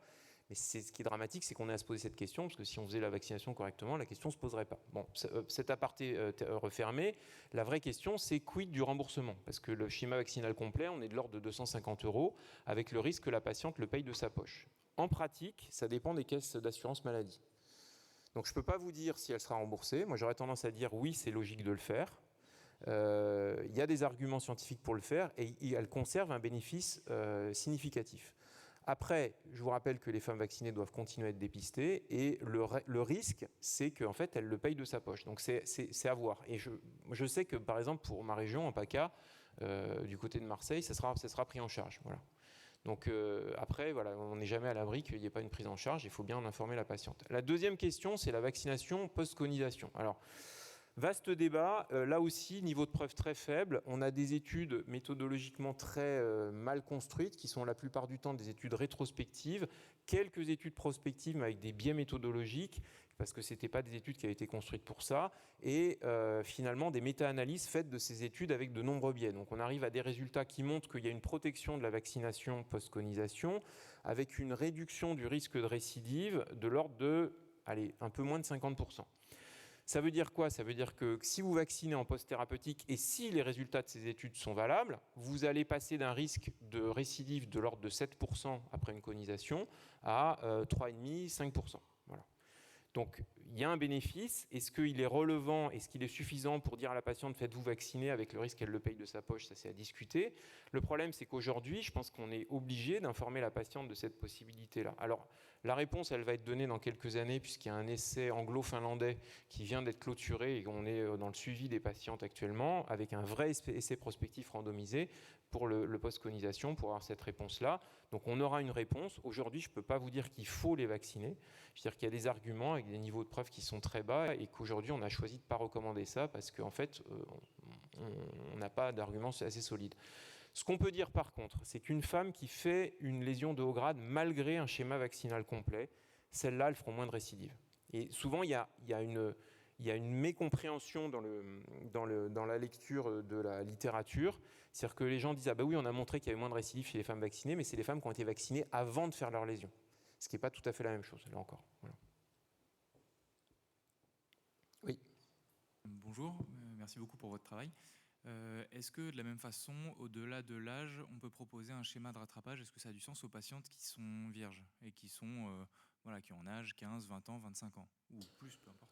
Alors totalement, puisque pas de rapport, pas d'HPV. Alors la question c'est qu'est-ce qu'on appelle vierge? Parce que l'HPV ça se contamine avec des attouchements et le fait d'être vierge c'est une définition qui reste assez fluctuante. Néanmoins, la première étude qui est montrée qu'il pouvait y avoir un lien entre sexualité et cancer du col, c'est une étude qui a été faite à Vérone, la ville des amoureux, où ils avaient montré que le cancer du col n'existait pas ou quasiment pas chez les nonnes, alors que c'était très fréquent chez les prostituées. Donc il y a probablement un vrai bénéfice à continuer à vacciner ces femmes vierges, oui, bien entendu. Après, là aussi, la question va être du remboursement, toujours pareil, quoi. C'est des situations plus rares, mais effectivement, oui. Moi, je le propose, en tout cas, quand elles sont dans ces situations. 3 injections. Bonjour, Étienne Beaufils à Lyon. Merci beaucoup pour votre présentation. Moi, j'ai une question par rapport à l'incidence. Est-ce qu'il y a des études sur l'incidence des lésions HPV induites chez les professionnels de santé qui s'occupent de ces patientes, avec notamment la vaporisation laser et quid de la vaccination prophylactique chez ces professionnels de santé? C'est une question persono-centrée, c'est ça? Peut-être. Alors non, on n'a jamais montré ça. Par contre, ce qu'on sait, c'est que si vous vous amusez à faire des tests HPV dans vos salles de consultation, vous allez en trouver partout. Voilà. Donc, mais on n'a jamais montré que les femmes gynécologues avaient plus de cancer du col. Ce n'est pas un facteur de risque démontré. Et chez les hommes, en tout cas, il n'y a pas de cancer du col, donc la question ne se pose pas du tout. Je ne sais pas quoi vous répondre. Mais comme vous l'avez dit, il n'y a pas que le col. Non, mais on est bien d'accord. Non, on n'a jamais montré ça. Voilà. Parce que le problème, c'est qu'on a des études qui dérivent, qui vous montrent qu'on retrouve de l'HPV sur du matériel médical, mais sans savoir quelle est la conséquence que ça va avoir. Donc il faut être très prudent là-dessus. Pour l'instant, on n'a jamais montré qu'on était une population surexposée. Quant au risque avec vaporisation laser, ça aussi, il y a aussi de grandes études là-dessus. Il y a aussi des études, vous savez, sur le risque de cancer du poumon quand on passe sa vie au-dessus d'un bistouri électrique et qu'on inhale les fumées. Là aussi, c'est des choses qui sont basées sur... On retrouve de l'HPV dans les fumées, on retrouve des gaz toxiques dans les fumées, donc c'est dangereux. La première étape est démontrée, la deuxième ne l'est pas. Voilà. Donc je reste très prudent.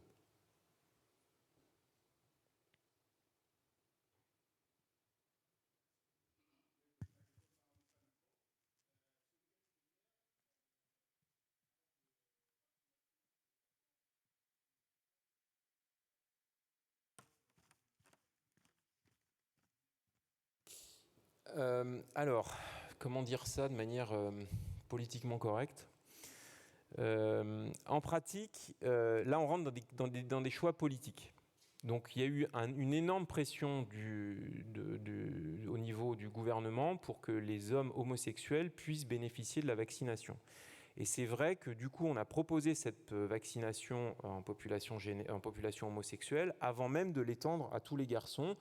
Et on a proposé jusqu'à 26 ans, c'est un choix qui n'est basé sur rien, parce qu'on estimait que ça pouvait protéger cette population. Alors c'est vrai qu'il y a un effet de protection, c'est vrai, mais vous avez compris que l'effet de protection est un peu moindre. Le problème, c'est que dans ces discussions à l'HAS, ça a été un peu compliqué parce qu'on se retrouve avec un paradoxe complet, c'est-à-dire qu'on va protéger les homosexuels tardivement, donc de façon incorrecte et incomplète, et on ne protège pas les hétérosexuels, donc ça ne va pas. Et l'idéal, c'est de vacciner tôt et de vacciner à 11-14 ans. En fait, aujourd'hui, si on faisait les choses correctement, ce rattrapage d'homosexuels jusqu'à 26 ans n'a pas lieu d'être, en fait, vous l'avez bien compris. Si on veut être efficace, c'est ça. Donc l'idée et c'est une grosse erreur, je pense que c'est un des problèmes qu'on a eu avec la vaccination. D'abord, on l'a séparé des autres vaccins, alors qu'on aurait dit, voilà, en plus du DTP, il y a le vaccin HPV, ça serait peut-être passé mieux. On l'a sexualisé en disant, au départ, je vous rappelle, on disait, il faut que ce soit des gens qui n'ont pas de rapport sexuel ou des rapports sexuels de moins d'1 an. Là aussi, il n'y avait aucun argument pour le dire. Et quant aux homosexuels, là, on crée un cas de précédent de ségrégation sur l'orientation sexuelle. Et je ne vois pas pourquoi un hétérosexuel ne pourrait pas bénéficier de la vaccination. Donc on a rattrapé ça. Honnêtement, cette reco, elle a plus trop de sens, à mon avis. En tout cas, elle n'est pas basée sur des preuves. Je vais avoir une question pour toi, Xavier. Comme tu l'as démontré, on a quand même un sacré bonnet d'âne en termes de vaccination, enfin en termes de couverture vaccinale, ne serait-ce que pour les femmes. Toi qui as participé aux discussions qui ont probablement impliqué les gens versant politique, comment est-ce qu'on... Là, on est en train de parler vaccination masculine. Comment est-ce qu'on va pouvoir déjà améliorer la vaccination féminine et comment on va pouvoir mener une vaccination dans une population qui est très réfractaire à la vaccination quand tu leur dis que le risque de cancer il est extrêmement faible et que probablement ils vont devoir se vacciner pour protéger la population féminine. Je pense qu'on a encore beaucoup de travail en France avant d'arriver à une couverture comme le trio de tête que tu avais montré tout à l'heure. Alors, il faut quand même bien comprendre un truc, c'est qu'on a une population réfractaire à la vaccination qui est très bruyante. Donc on a l'impression qu'elle est nombreuse, mais elle n'est pas si nombreuse que ça, parce que quand on fait des études en population, on s'aperçoit que la majorité des gens sont plutôt favorables à cette vaccination, ou du moins sont prêts à faire vacciner leurs enfants. Ce qui manque, c'est l'opportunité de le faire. C'est-à-dire qu'on n'y pense pas, et puis le temps passe, et puis le petit, il passe de 11 ans à 18 ans, et puis c'est trop tard, et puis on a raté le coche. Donc il y a une des premières pistes, c'est la vaccination scolaire, mais la vaccination scolaire, quand on sait qu'à l'école, on ne donne plus un comprimé de Doliprane quand il y a de la fièvre, vous avez bien compris qu'on ne va pas vacciner. Cela dit, c'est raisonnable, puisque le Doliprane, c'est quand même plus dangereux que le vaccin. Enfin, ça, c'est encore une autre histoire. Maintenant, en fait, la vraie réponse, ce serait d'abaisser l'âge de la vaccination et de ramener la vaccination dans les vaccinations de la petite enfance. Ce sera sans doute le seul moyen pour nous de nous en sortir. On n'y est pas encore. Alors, on a des données qui permettent de savoir que le vaccin est très immunogène et sur une durée très longue. Donc, il faudrait qu'on abaisse l'âge de la vaccination et qu'on, dans la petite enfance, on vaccine avec tous les autres vaccins et la question ne se poserait plus, en fait.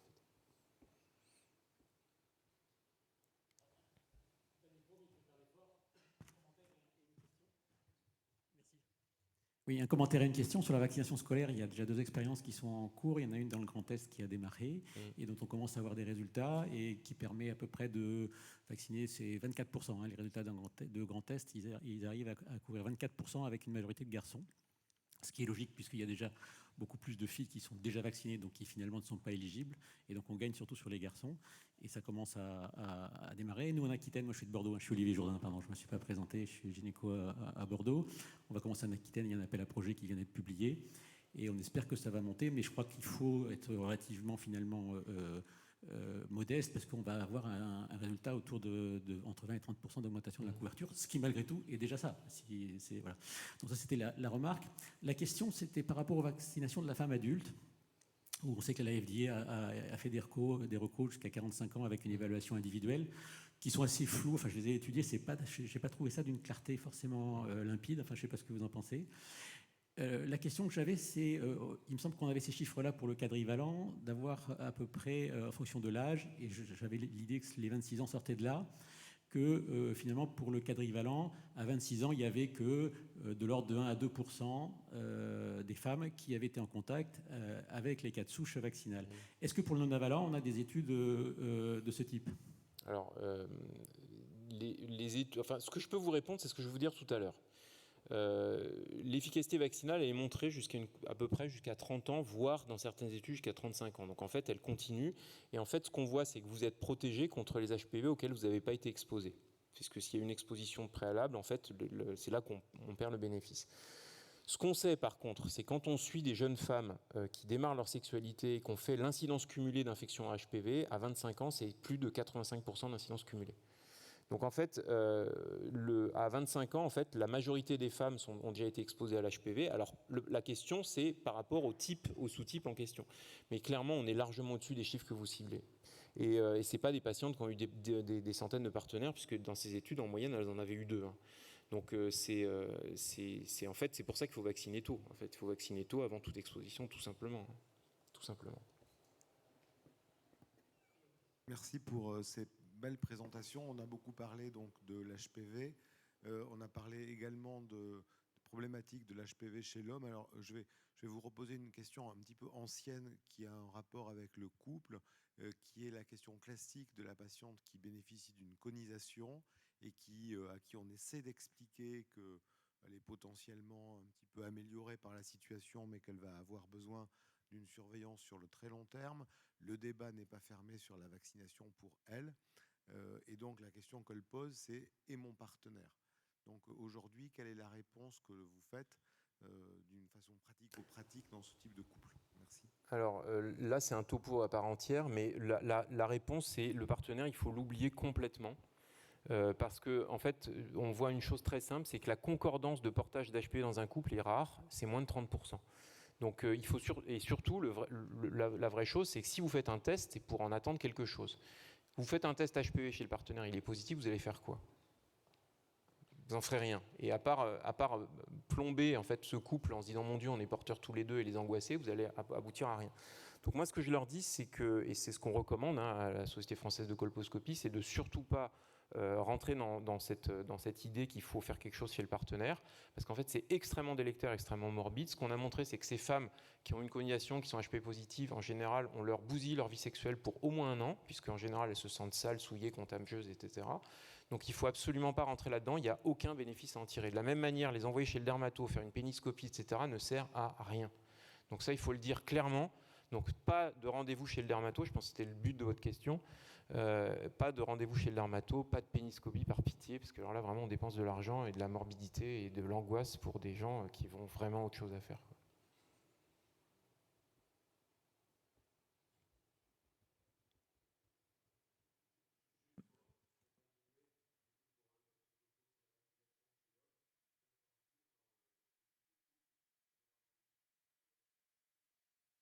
Peut-être qu'un jour, on vaccinera correctement en France, je ne sais pas. Je ne sais pas.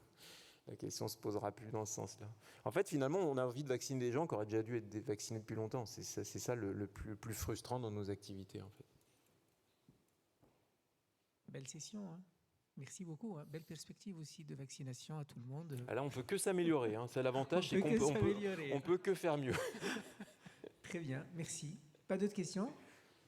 Eh bien, merci beaucoup, Xavier. Merci à vous tous d'être là.